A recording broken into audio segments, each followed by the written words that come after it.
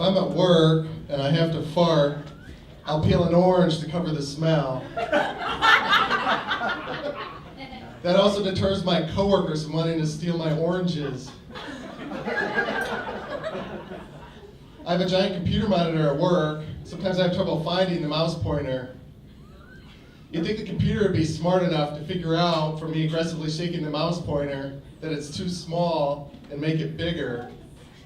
Same thing with God and my penis.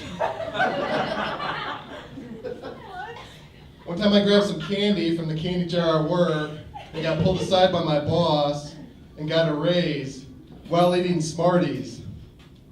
If I was sucking on a dum-dum, I might have been fired. Unless that dum-dum was my boss, in which case I would have gotten a bigger raise. If you wear perfume or cologne and sit in front of a heater, you're like a human Glade plug-in until you start to sweat. The moon's face always looks at the earth. I think it's because the moon is hiding its ass because it's been sitting and sweating and it's afraid its ass sweat is visible through its khakis.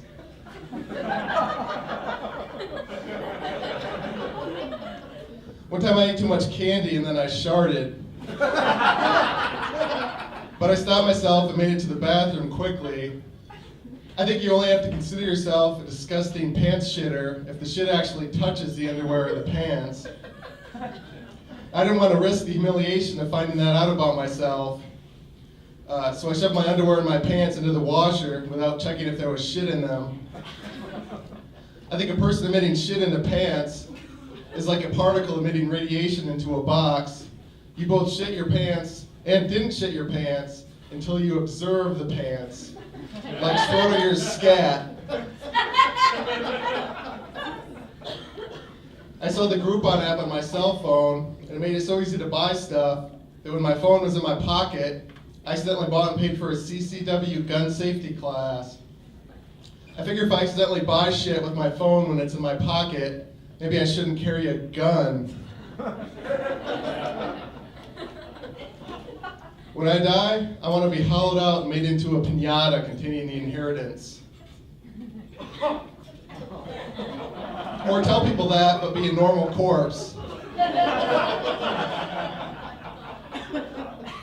Cannibals are the sharks of crowd surfing. Decapitation is the ultimate baldness. If someone has red hair and they're going bald, they can just cut the top of their head and let blood fill in the bald spots. Plus, if there's blood all over your head, horny goth chicks might throw themselves at you like you're in an evil Axe body spray commercial. If I lose an eye and then lose a testicle, I want to use that testicle as a fake eye. Then I'll intensely stare at a group of people all creepy and cockeyed. And one of them will say, I don't know what's in that guy's head, but it's clearly nuts. If someone's choking to death, you can save their life by blowing really hard into their asshole.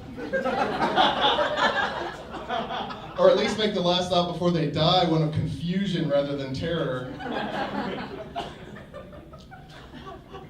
I think the person to benefit the most from the recent EpiPen price hike was Mr. Peanut, because it makes him seem powerful and intimidating. Instead of his monocle and top hat making him look like a nerdy British gentleman, they make him look like a pimp. Mr. Peanut could force women with severe peanut allergies to turn tricks for him. And if one of them steps out of line, Mr. Peanut will coldly take off his white leather glove and poke her on the forehead, causing her to erupt into a severe allergic reaction from touching a peanut.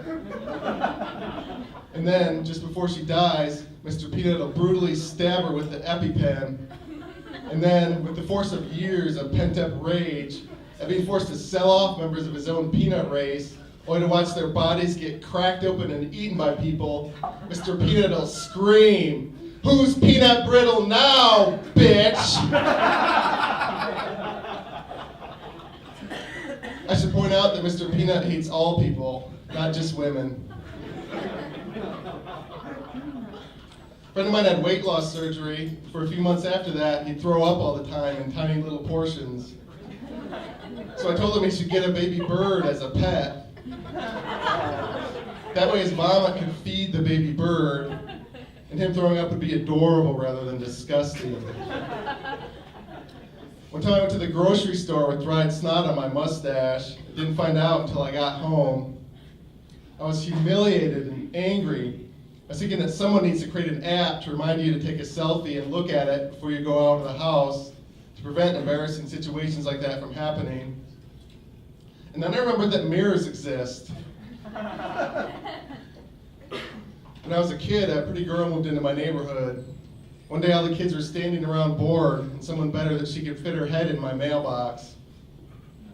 He was right, she was able to fit her head in there, but getting it out was a different story. I noticed something about myself when her head was stuck, which is that normally I'm nervous around pretty girls, but that nervousness completely disappears if her head is stuck in a mailbox. Seeing a pretty girl with her head stuck in a mailbox made me come dangerously close to developing the weirdest sexual fetish of all time, which would go like this. I'd walk into my bedroom with a woman and she'd say, "Why is there a mailbox on the pillow?" I'd respond in a deep romantic voice, "Put your head in the mailbox." She'd say, "What?" I'd think, oh, she's egging me on to be loud and aggressive. So I said, "It puts its head in the mailbox." She'd say, "Oh my God, this is so creepy, I'm gonna call the police." I'd say, oh God, I'm sorry. I didn't mean to scare you. I don't want to intimidate you into doing anything if you don't want to do it. Please don't call the police. Write them a letter. Then put the letter in your mouth and your head in the mailbox.